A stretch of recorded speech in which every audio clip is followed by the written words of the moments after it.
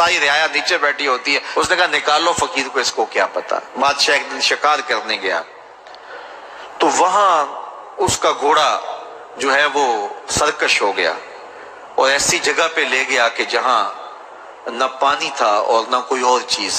بادشاہ وہاں ہانپ رہا ہے کہ وہی فقیر مشکیزہ ڈالے ہوئے گزرا اور آواز دے رہا ہے پانی لے لو پانی لے لو. بادشاہ کی تو موت واقع ہونے والی تھی، آخری ہچکیاں تھی، تو اس نے آواز دی پانی.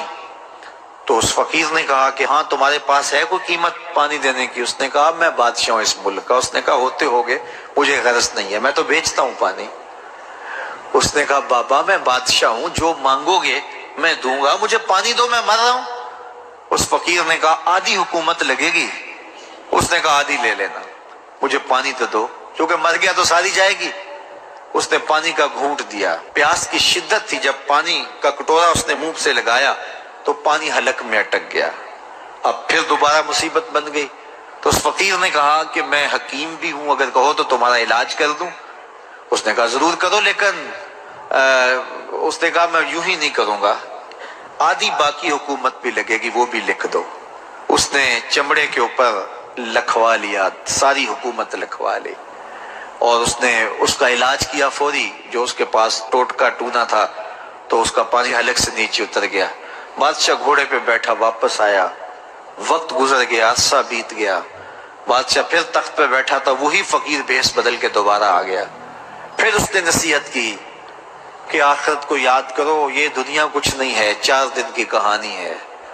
بادشاہ نے کہا تو میرا خیال ہے پہلے بھی کبھی آیا تھا، تو نہیں سمجھتا تخت و تاج کی لذت کیا ہے. اس نے کہا اس کی کوئی قدر و قیمت نہیں ہے، چھوڑ اسے، آخرت سب کچھ ہے. تو اس نے کہا نکالو اس فقیر بابے کو، یہ اس دن بھی آیا تھا تو آج پھر آ گیا ہے، اپنی راہ لے بابا. اس فقیر نے اپنے تھیلے سے وہ چمڑے کی دستاویز نکالی جس کے اوپر اس نے ساری حکومت لکھ کے دی تھی. اس نے کہا بادشاہ یہ ہے تیری حکومت کی قیمت، صرف 2 گھونٹ پانی، جس پر تو نازاں ہے، جس پر تجھے فخر ہے، تو قبل اس سے سورج مغرب سے طلوع ہو جائے، توبہ کا دروازہ بند ہو جائے، سانسیں اٹک کے حلق تک آ جائیں اور ہماری زندگی کا دفتر سمیٹ دیا جائے اور پھر پچھتائیں، ہائے جو چند لمحے ضائع کیے، ہائے جو زندگی برباد کی، وہ کیوں برباد کی. کل کے پچھتاوے سے بہتر آج کا پچھتاوا. زندگی پلٹ ہوگا، وقت پر کافی ہے ایک قطرہ بھی آب خوش ہنگام کا. جل گیا جب کھیت برسا میں تو پھر کس کام کا. آئیے میں اور آپ اپنی زندگی کو مالک کی چوکھٹ پہ، مالک کی دہلیز پہ لے جائیں، اس کے حضور سچی توبہ کریں، رجوع لائیں، اپنے گناہوں سے معافی مانگیں. وہ کریم ایک آنسو سے سارے گناہ معاف کر دے گا. اپنی آخرت کی تیاری کریں، کاروبار دنیا بھی کریں، لیکن اصل ہماری زندگی آخرت کی زندگی ہے. صحابہ کو خندق کھودتے دیکھا تو پیار آیا تو یہی کہا اللہم ان العیشہ عیش الاخرہ، اے اللہ زندگی تو آخرت کی زندگی ہے. انسان کو اللہ تعالیٰ نے اتنی نعمتیں عطا کی ہیں کہ اگر وہ ان کا احساس کر لے تو کبھی بھی ناشکری اس کے انداز سے، رویے سے اور اس کی طرز زندگی سے ظاہر نہ ہو، بلکہ اس کا سانس سانس جو ہے وہ اللہ کا شکر کرے، اللہ کی تقدیس کے گیت گائے. لیکن یہ انسان ناشکرہ ہے.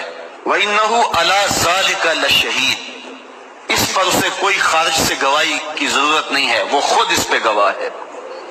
اسے خود پتا ہے کہ میں کتنا ناشکر. ذرا اندر اتر کے دیکھے تو اس نے کیا اس کی نعمتوں کا شکر ادا کیا ہے. اس کی کتنی بڑی نعمتیں ہیں حضرت انسان کو. انسان غور کرے، تدبر کرے. میں کئی دفعہ یہ بات بتا چکا ہوں، میرا ایک ملنے والا ہے، پیر بھائی ہے، تو اس کو مسئلہ کیا ہے کہ یہ جو منہ میں لعاب آتا ہے اس کی مقدار کم ہے.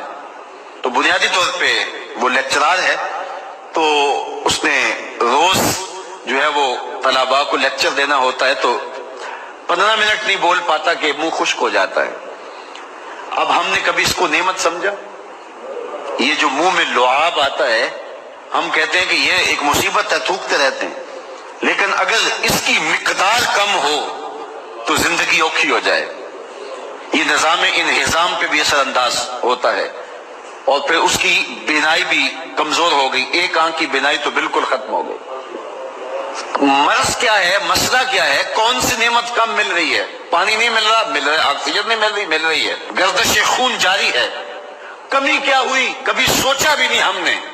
لعاب کی مقدار ضرورت سے کم ہے تو زندگی مشکل ہو گئی۔ انسان یہ لعاب جس کی اہمیت تیری نظر میں کوئی نہیں، یہ کم ہو تو پھر زندگی عذاب بن جائے۔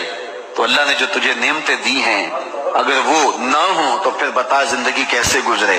تو انسان کو اتنی نعمتیں دی ہیں اللہ نے، اتنا کچھ عطا کیا ہے۔ اوناسس نامی دنیا کا امیر ترین شخص تھا، اس کی آنکھوں کے پپوٹے کام کرنا چھوڑ گئے۔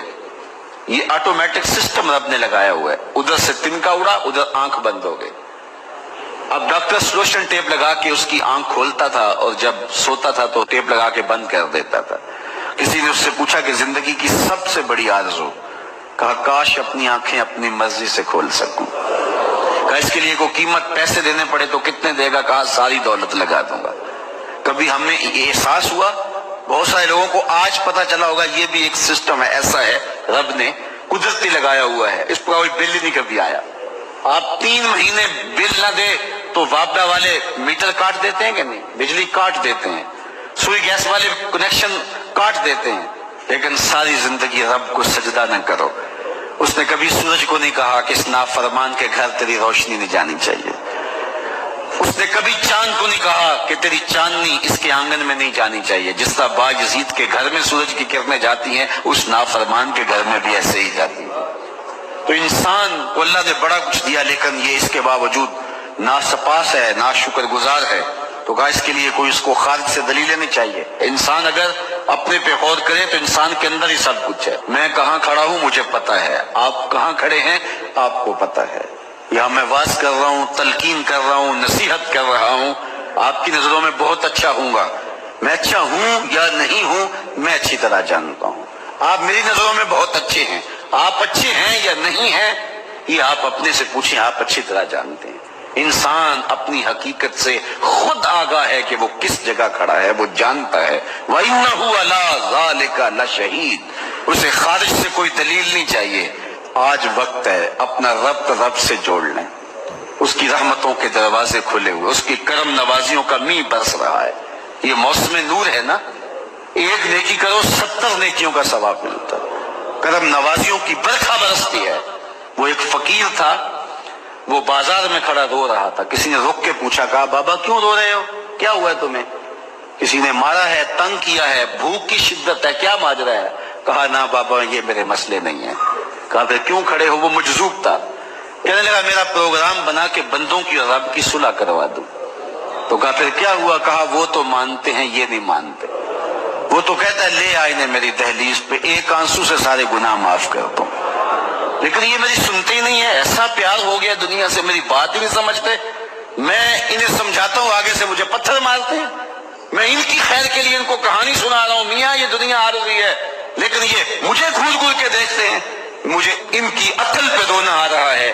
وہ کہتا ہے لے آ میری چوکھٹ پہ، ابھی معاف کر دوں گا، ایک آنسو سے سارے گناہ دھو ڈالوں گا، سمندر کی جھاگ کے برابر بھی گناہ ہیں تو مٹا ڈالوں گا، لیکن یہ سمجھتے نہیں ہیں۔